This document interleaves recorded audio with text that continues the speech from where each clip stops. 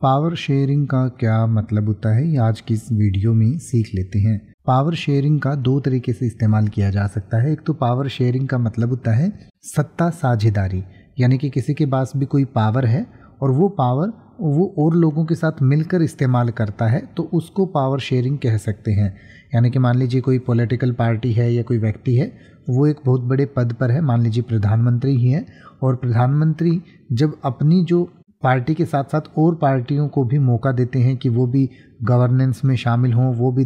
फैसलों में शामिल हों, तो उसको पावर शेयरिंग कहा जा सकता है, यानी कि सत्ता में साझेदारी। या फिर कई बार कुछ पार्टियां मिलकर कोई गठबंधन बनाती हैं और उससे सरकार चलाती हैं, तो उसको भी पावर शेयरिंग कहा जा सकता है। इसके अलावा दूसरा इसका मतलब ये भी हो सकता है कि जैसे आप किसी एक डिवाइस से दूसरे डिवाइस में जो पावर भेज सकते हैं, यानी कि मान लीजिए आपके पास दो फ़ोन हैं, एक फ़ोन की बैटरी फुल है, दूसरे की बिल्कुल ख़त्म हो गई है, तो एक फ़ोन से जब आप दूसरा फ़ोन चार्ज कर सकते हैं, तो इसको भी पावर शेयरिंग कहा जाता है। यानी कि बिजली या जो इलेक्ट्रिसिटी है वो एक डिवाइस से दूसरे डिवाइस में या एक सोर्स से किसी डिवाइस में देने को या भेजने को भी पावर शेयरिंग कहा जा सकता है।